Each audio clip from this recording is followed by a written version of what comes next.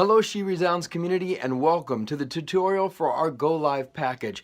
I am hoping I can share with you just some of the passion for this video technology and going out into the world through video that I've had for so many years, and I hope that you, as you venture into this, I really hope that you'll have as much fun with it as I have, because it's been a ton of fun. I want to start with a test. How about that? Behind me, you'll see an old hood and some brick. Are they both real? Is one real and one fake? Well, let me just tell you, this is real, but the brick is just paper. It's all fake. I say that to say this. All you have to do is work with this one little square. This is why I love this. You can be as creative as you want with this one little square, and everything around you can be exploding. Everything can be messy. All you have to do, in fact, I'm going to share my little secret. I'm going to school right now, so I have a temporary office, and so I'm going to pull back to our camera shot here, and you'll see I'm in a storage room. My office right now is in a storage room, and for video all I have to do is get this one little place. So I put some fake brick up on the wall. I went and found a cool old hood from a tow truck, and this is my office. Welcome to where I study right now. Well, I just want to share a few things about video that I've learned. I've done hundreds of videos. I've done videos I've sent around the world. I've had to leave pauses for interpretation and just hope that they could interpret fast enough, or I left the pauses fast enough. But it is a wonderful medium to go out all over the place and communicate to people that you couldn't personally communicate to. So I have some tips for you in this tutorial. We're going to do a few tutorials and you'll have more to come. But this is just the basics, stuff that I've learned over time. And so right up front, let's do this. Get a tripod.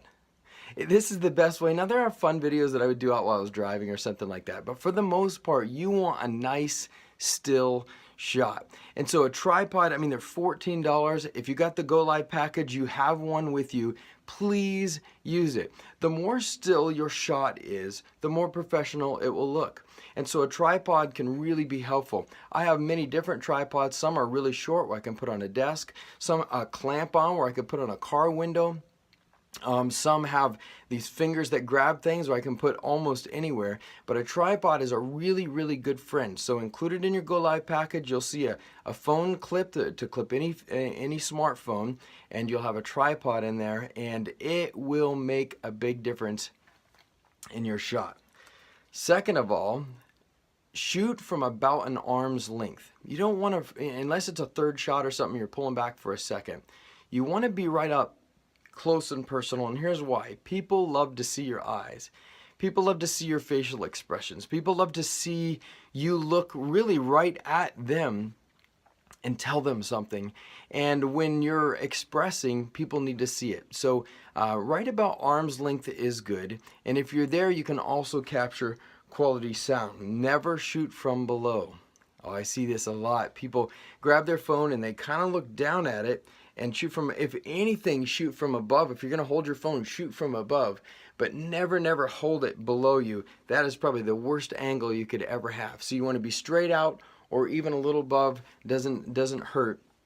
And about an arm's length with a smartphone is a perfect place for a shot. Another thing that you need to do is talk up over and above your normal voice inflection. Now, I see a lot of videos where people get on and they communicate, but you lose a little bit not being live. So you almost need to think of yourself a little bit like a radio announcer, where you're giving really good inflection. You're talking a little louder than you would normally talk. It almost sounds to you when you're doing it at first almost like you're shouting a little bit. But right now, even I'm talking pretty loud. It's just you lose a little in the digital and through the camera. So talking up and above your normal inflection. Try to record in a small room with you know, maybe carpet in it, maybe even some clothes. The messier the better, believe it or not, because the sound doesn't, even this hood behind me, I can hear my sound reflecting off of it. It's not it's not premium sound. And so if I were going to do something or I really want a premium sound, I would make sure there was nothing reflective around me, make sure there was carpet in there. A closet is a really great place to get some voiceover sound. If you want to just do a voiceover, do it in a closet. And so you want stuff to absorb the sound, otherwise it's going to sound really echoey, and it will feel cheap. And so if you need, if you can't get that done, you might need a sound recorder. I'm going to put this on the screen, a picture of a really good one. It's under $100. It can either record stereo sound, but you can also put a lapel in it, and you can get right up and close and personal, and that will keep it from being echoey. But your phone has an incredible recorder on it. There's no reason you shouldn't be able to use your phone for recording. I have used professional recorders, and I've had my phone there. I've listened to both audios, and I almost always like the phone audio capture better than the professional recorder. Isn't that amazing? And so our phones have incredible recorders on them. No reason you can't use that, as long as you're in the right setting, don't have a bunch of noise going around, and you can find a small room that has like carpet and stuff in it. Good lighting is the most important thing. I mean, it's just hugely important. And so natural sunlight, honestly, is some of the best light you can have. So you don't want to sit right in the sunlight. You just want to have a natural sunlit room. And the only problem with natural sunlight is you can't do it at night. You have to time it right. And even on really cloudy days, you might not have enough light. So I like setting up a studio, just a really simple studio. I'll go back out to my shop. I have just a couple lights here and a really simple studio. I can record day, night. I can record in the middle of the night. It doesn't matter because it's all controlled right here in this room. So never put light behind you.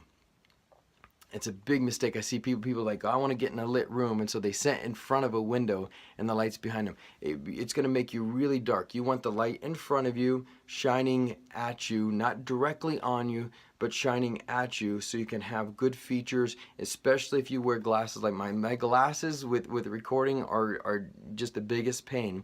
But you want to have the light in front of you shining at you. So good light is really important. One of the reasons it's important is because our technology operates all on light. There's no picture without light. There's nothing coming into that little dot right there without light. And so light, the more light you have, the actual higher quality of the video. You'll see if you take something in a low light setting, it's really grainy. The better light you have, the crisper HD, our phones are all HD now. The more high definition your picture will be, the better lighting you have. So hopefully you got one of the lighting packages. You got everything you need to make a really high quality video. So lighting is really important. I think it's really important to have a good background color.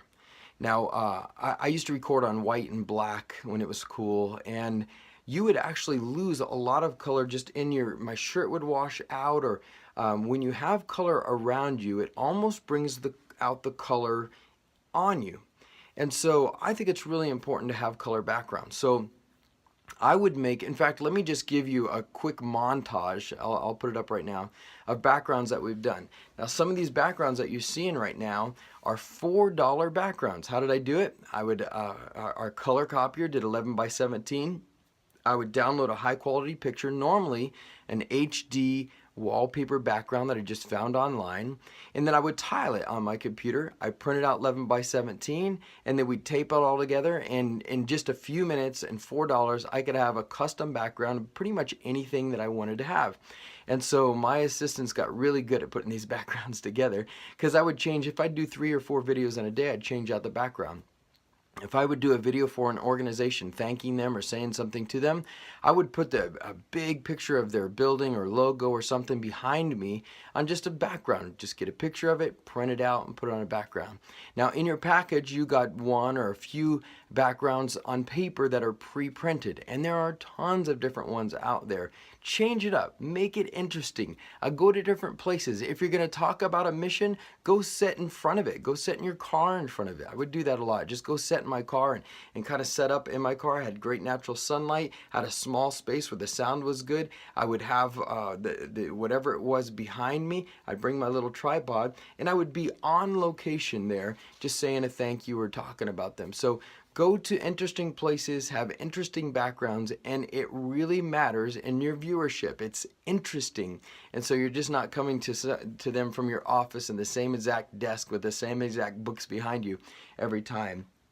Change up your backgrounds. It's not hard and it's not expensive anymore to do. I believe a good intro is so important. It's like public speaking. You have a few seconds to, your hook. You have just a few seconds, 10, 15 seconds to hook people and make them interested. That's why I actually thought about it and planned to open up with, let me give you a quick test. Behind me, is this real or fake? Which one is real and fake? I wanted to get you interested and kind of drawn into the picture and let you know that that's real metal and that's paper.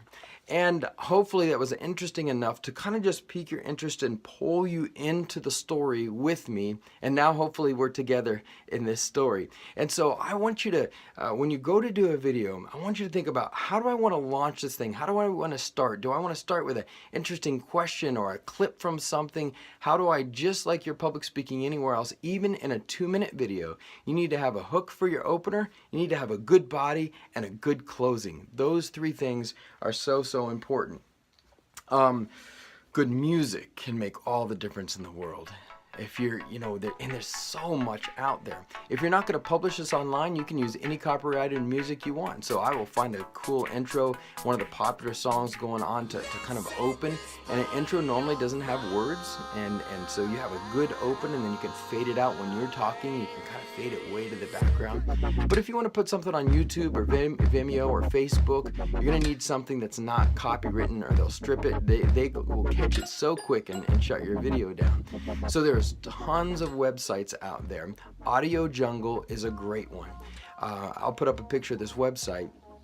There are thousands of different music combinations on here, from openers to kind of jingles to nice soft things in the background. And yeah, you have to pay a little bit for them, but listen, if you're using free things, that means other people are going to be using them. And I cannot tell you how many times on advertisements and stuff I've heard the same free thing that I had downloaded somewhere over and over again. Pay $15 for something that probably the next 10 people aren't going to pay for, and it will come through in quality. So Audio Jungle has a ton of things, and I'd encourage you just to go on there for inspiration before you do a video. Just go on there and start listening through maybe their top picks or something like that. And I'll tell you, just listening to the music is really, really inspiring. So what you do is, you come in with a good intro, the music is louder, and then as you get talking, you fade it out and fade it, and then at the end when you say thank you or God bless you or I can't wait to see you, bring the music back up, and it just makes a good, forceful, and professional ending. YouTube, just so you know, has a ton of free music for backgrounds. Type in background music or video background music, and obviously it's a video. So there are websites out there, you can just copy the YouTube link into the website. It will strip the video and spit out for you an MP3 that you can bring into your program, and it's just music. Or you can download the video from YouTube, put it in your program, and then detach the audio, erase the video, and now you've got just audio to be in your background. So hopefully in future tutorials I can show you how to do some of that stuff. I use Final Cut, but all these video programs are very, very similar. And so throw in some stills and interesting pictures. I think this is really important. If you're talking about something, show them. If you're talking about growing up, show them a picture of you when you were a kid. If you're talking about I have 2 brothers, show them a picture of you and your 2 brothers when you were kids. People connect with that kind of stuff, and it kind of, if you're about a minute and a half in, you're starting to lull them to sleep a little bit. They're starting to you show them a picture and they come back, and you get another minute or 2 in. A good video is 2 to 3 minutes. If you're going to do a 10 to 15 minute video, you better have some multiple shots. You better have some pictures coming, some video clips to cut away to, some honest shots way back there where you're seeing what's going on from a distance, and people are just interested. When you show an honest shot, people are looking at this and this and this, and they're still listening, but you're creating interest for them. And so we want to always continually, every 30 to 60 seconds, be creating some new interest to keep people hooked. You're thinking, oh, that's sad, such a short attention span. It's true. We all have a short attention span. And sometimes those of us that are communicating don't realize that we have a short attention span too when someone else is communicating. And so just remember to keep hooking them and keep creating interest. I think one way to create interest is multiple shots. And so I just have 2 set up here, but I have a GoPro. I could set up a 3rd shot. It's really, really easy to do. And then you take all 3, all you do is sync them, and then you can cut away. And there's great opportunities in our video programs to do this. I think I'll cover that on another one so I don't bore you and lull you to sleep, but maybe I'll cover on a future tutorial just multiple shots and how to do it. It's really simple to do, but you can really create some interest to do it. We use our kids for multiple shots. Here's one thing that we did. So I have different shots. I have my little, I think she was probably 7 at the time, with one camera. I have my teenage daughter with another camera, and we have a camera that I'm trying to hold as still as I can on my arm. And so you'll see I say, here's my 2nd and 3rd shot. I like to just show people that. It was a good way to end, and it makes people smile to see that our kids were involved in making this. So lastly is keep it short and simple. In a video, you can really bog easy, partly because it's not live. And so people are sitting at their computer, their kid comes in, and all of a sudden, and so I would say, and I've done 15, 20 minutes, I've done an hour long when I was doing something for another country. I did an hour long teaching on video. Man, it was tough to do. And I'm thinking of them the whole time, and it was translated, so I had to keep pausing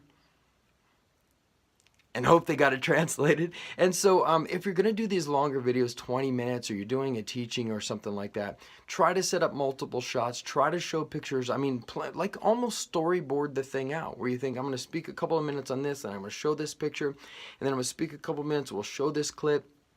I'm gonna go to a 3rd shot when I show this certain object. You can go to a 3rd shot that's a close-up shot that really shows the object really well. Or what I've done is take some close-ups of the object afterwards and just splice those in. It's so easy just to drop that in. You can show a close-up of the object while you're describing it, instead of just trying to hold it up to the camera or whatever it is. You can go with your phone, get really nice close-up. And so as you're going longer and longer, you have to be more and more creative. If you're doing a 30-second blip for something, you just go for it and say it's gonna be awesome, whatever, and it's done. But if you're doing a 2-minute, you want to start being creative. If you're doing a 5-minute, you want to start adding some stills in. If you're doing a 15 or 20-minute teaching, you want to have multiple shots. If you're going to do something over an hour, you need to really storyboard and plan that out so you don't lose your audience. Well, I'm excited for you.